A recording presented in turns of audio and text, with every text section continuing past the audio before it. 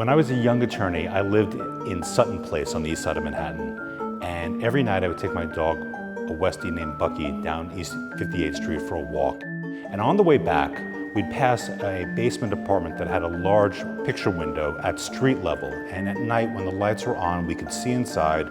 And sitting on top of a big coffee table in front of the sofa was a large bowl piled high with ostrich eggs. And I used to stop and look at the ostrich eggs and think about how incredibly beautiful and simple it was.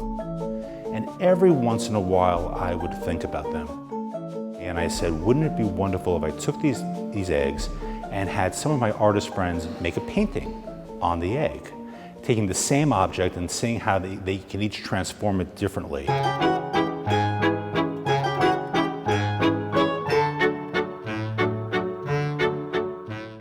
So this is the egg that Charles gave me. It's a hollow ostrich egg. And holding it and feeling it in my hands, it has a really beautiful texture to it. And it also has a significant amount of weight to it, considering that it's an egg or an empty egg shell.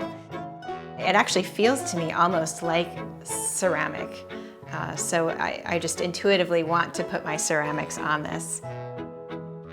So I'm going to take this beautiful surface that's already here and attach some creatures onto it. I like the idea of the mystery of what's inside the egg, of what's contained within, knowing that there's a fetus of some sort in here, a baby waiting to be birthed in here. So I want to put these fetuses, these intertwined creatures, all on the surface so that we get a peek at what's maybe on the inside of the egg.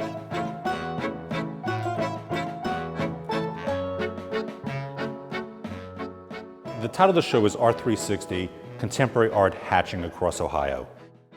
And then serendipitously one day I met Charlotte Gordon from the Southern Ohio Museum.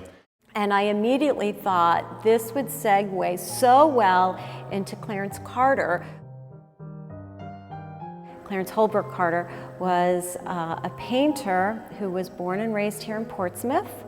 And Clarence Carter imagined our souls embodying this egg shape, this ovoid, and then being able to travel and transcend realms and travel around. And he was very articulate in his paintings in what he pictured happening to the human soul. Chuck had this passion for these ostrich eggs that echoed the spirit of Carter and his passion for this ovoid shape. They're just unbelievable displays of artistic imagination. A lot of them are pictures that unfold all the way around the piece.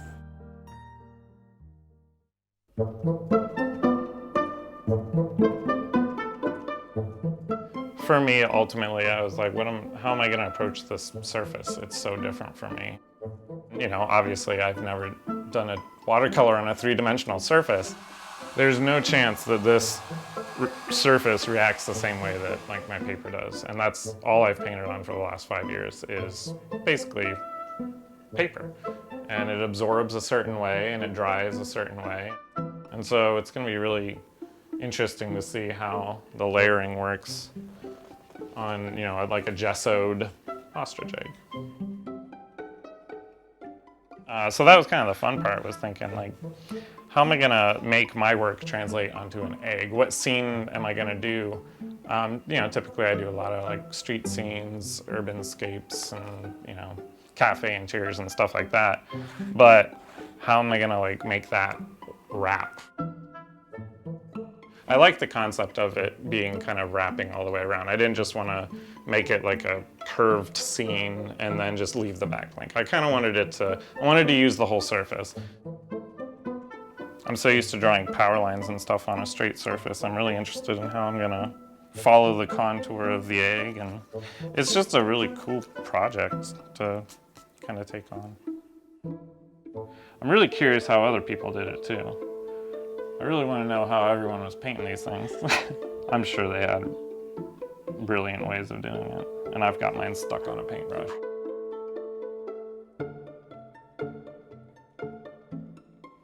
To me, what the audience for this show is going to be children.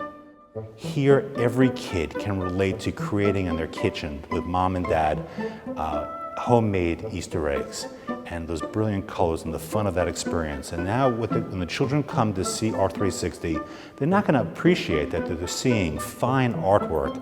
They're going to see wonderfully creative Easter eggs, and some of those children may one day be inspired to become artists themselves. And if that happens, I'll be very happy.